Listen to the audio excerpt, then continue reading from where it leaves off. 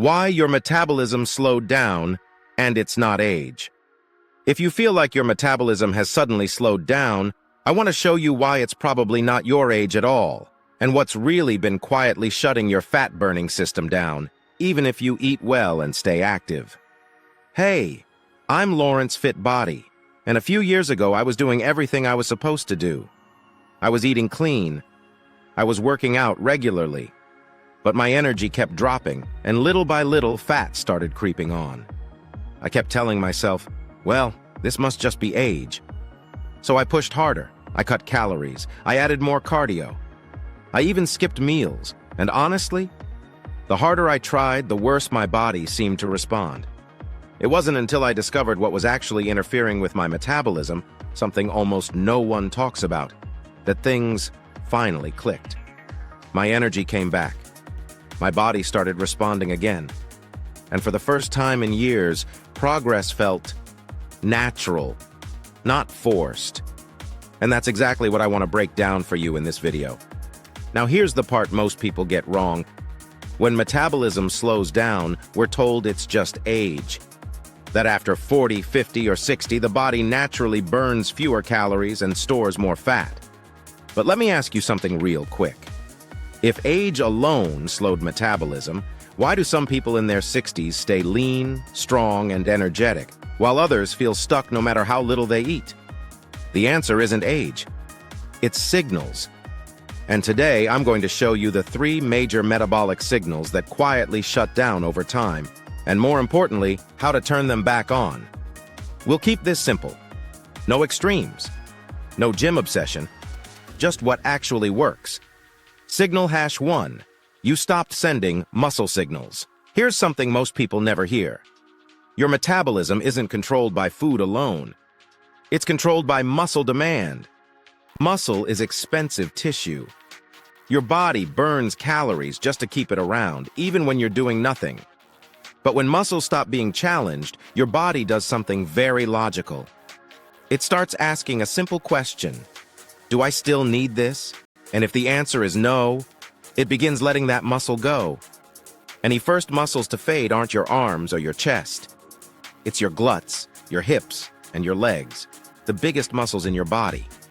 Now you might be thinking, but I walk every day, and walking is good. It's great for circulation. It's great for mental health. But here's the issue most people never realize. Walking sends a movement signal, not a strength signal. In other words, it tells your body, I move. It does not tell your body, I need to stay strong. Your metabolism responds to strength signals.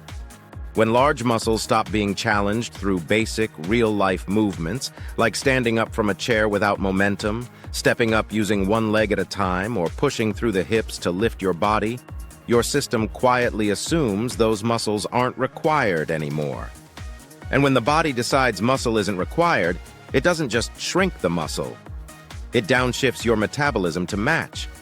That's when people start noticing things like fat loss, slowing down even though they're eating the same, legs feeling weaker or less reliable, balance, feeling a little off, and calories getting stored instead of burned. This is where a lot of frustration comes from.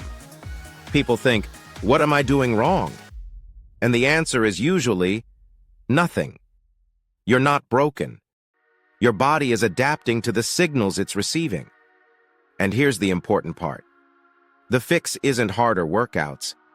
It's not exhausting cardio. It's not punishing yourself. It's simply reawakening muscles that have gone quiet. Once those large muscles start sending a signal again, even a small one, your metabolism listens. And the good news? That signal doesn't require hours in the gym. It requires the right movements, done intentionally a few times a week. Far less effort than most people think, but far more effective than just doing more of the same. Signal #2. Your body stopped trusting movement, expanded. This one's subtle, but it's powerful. As we get older, the brain naturally becomes more cautious. Not weaker, just more protective.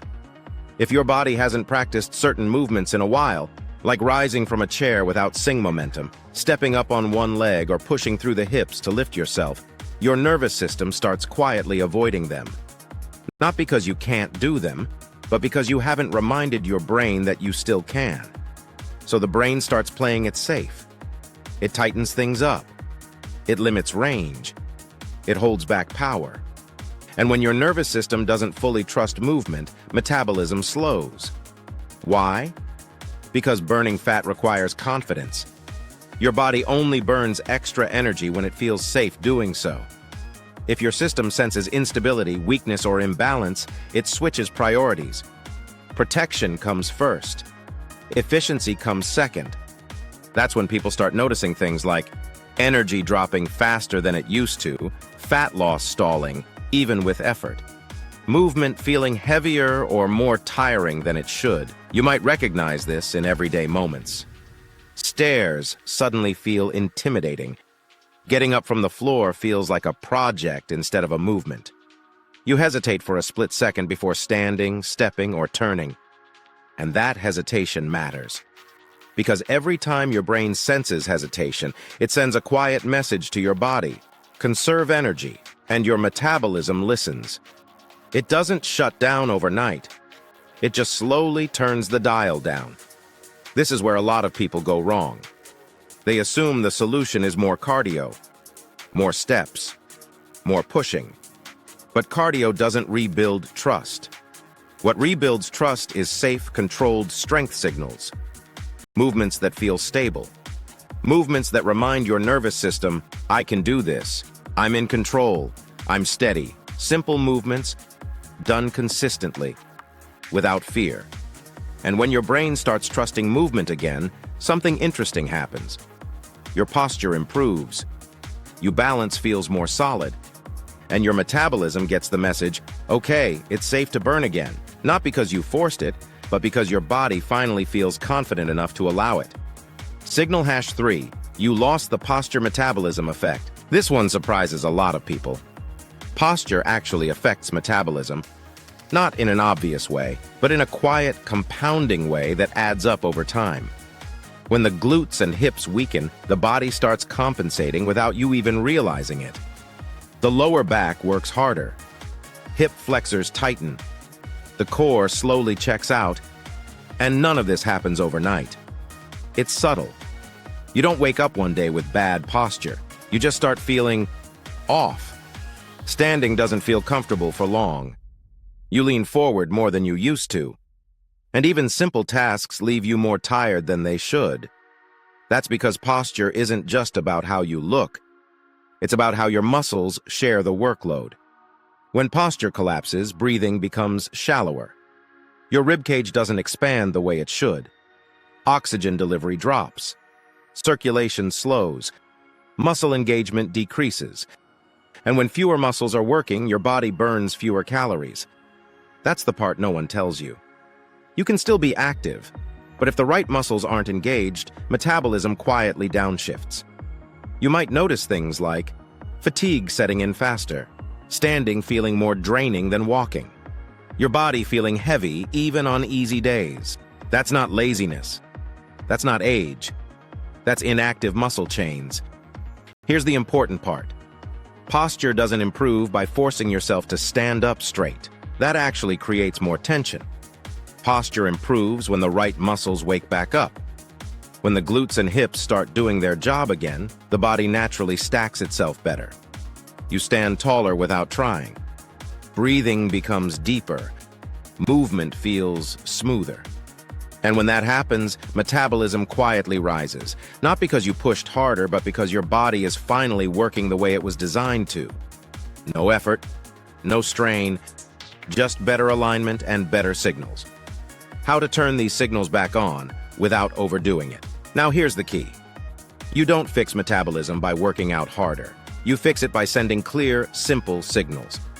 Your body responds best to movements that use large muscles, feel safe, mimic real life. That's why exercises that look too simple often work best after 50. Things like controlled step movements, gentle hip-driven exercises, floor-based strength that retrains the nervous system. These movements tell your body, I still need this muscle. I still move confidently. I still require energy, and metabolism responds. Not overnight, but consistently. You might be wondering, how often do I need to do this? Honestly, less than you think.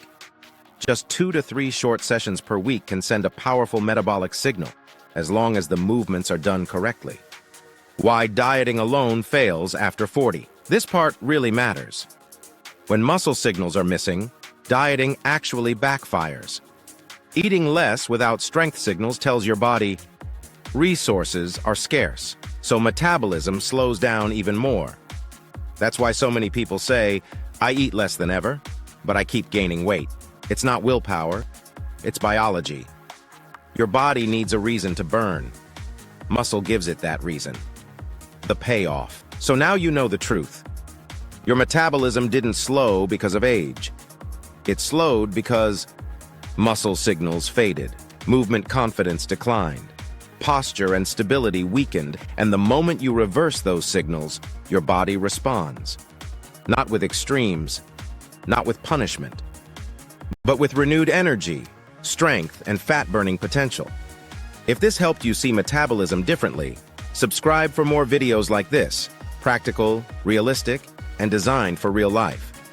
And in the next video, I'll show you the exact movements that reactivate metabolism safely after 40, without stressing your joints. You won't want to miss it.